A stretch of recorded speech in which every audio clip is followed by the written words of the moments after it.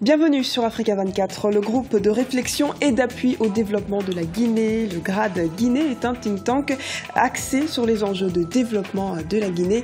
Notre invité du jour est son président. Bonjour et bienvenue sur ce plateau. Bonjour Madame Diaye, merci de votre invitation. Monsieur Kaloko, dites-nous, GRAD Guinée s'assigne comme objectif une réflexion poussée sur tous les sujets et dans tous les domaines liés à la Guinée. Et pour dégager une perspective de développement, c'est son objectif. Quelles sont les 3 principales problématiques récurrentes que vous pouvez citer aujourd'hui? Oui, merci encore une fois de votre invitation. GRAD Guinée est un groupe de réflexion constitué essentiellement de jeunes cadres guinéens de la diaspora qui vivent beaucoup en France. Nous avons des antennes au Canada, au Sénégal, dans plusieurs pays. Et notre objectif principal est d'apporter notre contribution au développement de la Guinée. Et notre pays est confronté à de multiples problèmes. Mais nous, notre domaine, nous sommes beaucoup plus spécialisés dans l'éducation et nous apportons notre concours aux universités guinéennes. Nous faisons la promotion de ces universités guinéennes au nord ici pour en termes de matériel, en termes de documentation, en termes de technologie. Au-delà de l'éducation, est-ce qu'il y a un autre domaine que vous souhaitez appuyer au sein de la GRAD Guinée? GRAD Guinée étant un cercle de réflexion, nous organisons régulièrement des colloques, des tables rondes sur des thématiques de développement liées au développement de la Guinée. Nous organisons des colloques liés à l'agriculture, à l'économie, et à la suite de ces colloques, nous faisons des propositions aux autorités compétentes pour une prise en compte dans des politiques qui sont menées. Est-ce qu'elles sont véritablement prises en compte? Est-ce qu'il y a un suivi après toutes ces colloques? Nous avons adressé, quand nous avons fait en 2012, je crois, ou 2013, un colloque sur le rôle de la jeunesse guinéenne dans les grands changements dans notre pays, nous avons adressé à cette époque des recommandations aux représentations à l'ambassade de Guinée ou à certaines autorités. Mais souvent, je crois que ces recommandations restent lettres mortes. Est-ce que cela change quelque chose alors finalement de faire tous ces colloques? Et qu'est-ce qu'il faut faire pour améliorer ou plutôt concrétiser tous ces projets qui devraient être mis en place? Je pense que même si ces recommandations ou ces conclusions ne sont pas prises en compte, nous sommes quand même l'avenir de la Guinée. Nous devons savoir les solutions que nous devons apporter demain quand la jeunesse sera aux manettes. Et au-delà de ça, nous ne voulons pas rester simplement dans l'aspect prospectif. Nous menons des projets de co-développement. C'est pourquoi nous avons en construction très prochainement la construction d'une médiathèque qui va regrouper, c'est un complexe qui va regrouper à la fois une bibliothèque, un espace de recherche et un cyber pour permettre dans les quartiers défavorisés aux jeunes de venir appréhender ces outils de la nouvelle technologie de l'information. Donc, nous ne restons pas seulement dans l'aspect prospectif. C'est une chose parce que nous pensons qu'avant d'agir, il faut réfléchir. Mais au-delà de cet aspect-là, nous menons très concrètement des projets en Guinée et nous sommes en train de monter pas mal de projets. Nous avons envoyé récemment beaucoup de tonnes de livres que nous avons obtenus grâce à nos partenaires d'ici, de l'Université Paris-Dauphine, l'Université Descartes et l'Université Paris 12. Et nous avons signé dans ce cadre-là un partenariat avec l'Université Barack Obama et avec laquelle nous travaillons régulièrement. Et nous travaillons au-delà de cette université avec d'autres universités publiques. Et vous œuvrez également pour la promotion de la Guinée. Quand la Guinée est confrontée, par exemple, à de graves crises comme Ebola, qu'est-ce que vous faites pour essayer de tirer le pays un petit peu plus vers une note positive? Sur le plan d'Ebola, c'est une maladie qui est très grave.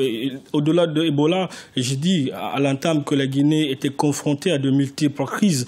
Et notre rôle à nous, en particulier sur la gestion d'Ebola, c'est de faire la sensibilisation.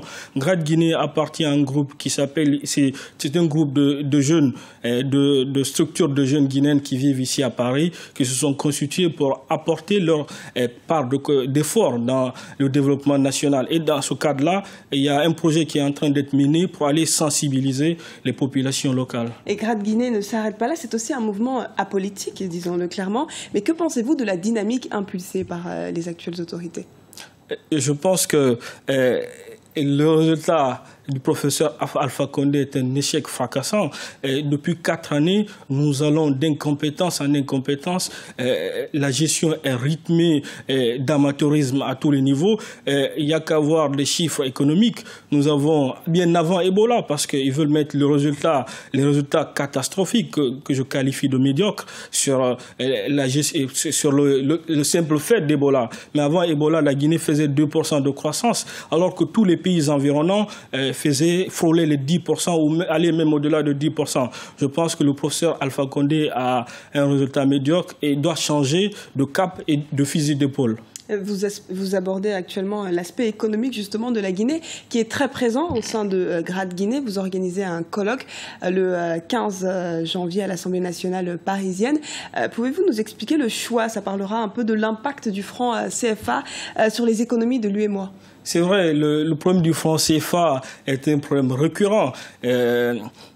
Nous estimons qu'il faut informer les uns et les autres. C'est pourquoi nous avons voulu organiser ce colloque à l'Assemblée le jeudi 15 janvier. Et l'objectif de ce colloque, c'est d'apporter une solution, d'apporter des conclusions aux autorités guinéennes et africaines au-delà de la Guinée. Parce que la Guinée est confrontée, est face à un choix. Adhérer soit à la zone franc CFA, l'UEMOA, ou aller vers la ZMAO avec des pays avec lesquels nous n'avons rien en commun, à part les frontières. Le Libéria, le Ghana, ce sont des pays de culture anglophone. Et donc l'objectif de ce colloque, c'est d'abord apporter notre part de contribution dans ce choix de zone monétaire, non seulement pour la Guinée, et peut-être pour les autres pays qui sont dans la zone franc, rectifier le tir. Parce que quand on se dit indépendant, une zone monétaire a certes des avantages, mais il a aussi des inconvénients. Et nous estimons que la zone franc, le franc CFA... Le franc CFA, c'est quoi? C'est obsolète, clairement? C'est une forme de néocolonialisme tacite, parce que même si ce n'est pas direct, le franc CFA est surévalué, ça ne reflète pas l'économie de ces pays-là. Vous savez, le yuan de la Chine est dévalué, ça permet à la Chine d'exporter. Beaucoup de gens vont... le yuan ne représente pas, c'est en deçà de sa vraie valeur. Et quand un pays est souverain sur le plan monétaire, ce pays-là peut relancer son économie. Les Américains le font, la Chine le font. Pourquoi se priver de cet outil-là formidable pour relancer son économie? On dit que nous estimons et nous pensons que si la Guinée devait par ailleurs adhérer à une zone monétaire, je pense que d'abord je pense qu'on est loin de là, redresser d'abord le pays sur le plan macroéconomique. Il faut là avoir des résultats incontestables sur le plan économique avant une quelconque adhésion dans une zone monétaire. Beaucoup de questions donc, en tout cas nous suivrons tout cela. En tout cas merci aussi d'avoir répondu à toutes nos questions, Monsieur Kaloko. Je rappelle donc que vous êtes le président de GRAD Guinée, un think tank qui est un groupe de réflexion et d'appui au développement de la Guinée. Merci Madame Dia et encore une fois merci de votre invitation sur la chaîne continentale. Merci à vous. C'était l'invité du jour. Merci de nous avoir suivis. Restez sur Africa 24, l'information continue.